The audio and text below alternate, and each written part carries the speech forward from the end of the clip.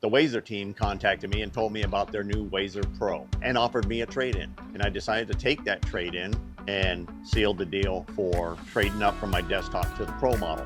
But look at the size of that pump. That's putting out 8,000 PSI versus the 4,000 PSI the desktop model puts out. With the machine double the pressure, it actually increased your material because with the double the pressure, the same amount of material cutting faster goes farther. Here we go. We get to use our wash down hose for the first time here. What a plus there. That's a pleasure.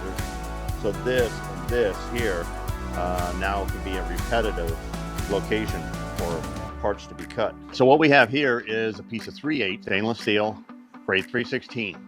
We're going to put this in the WAZER.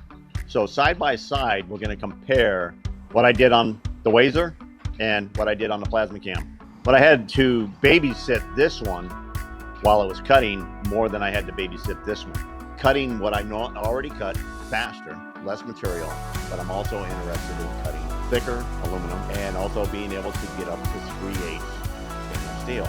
I'm extremely happy with my capabilities of getting up to 3/8 of an inch thick on that stainless steel. That's pretty impressive.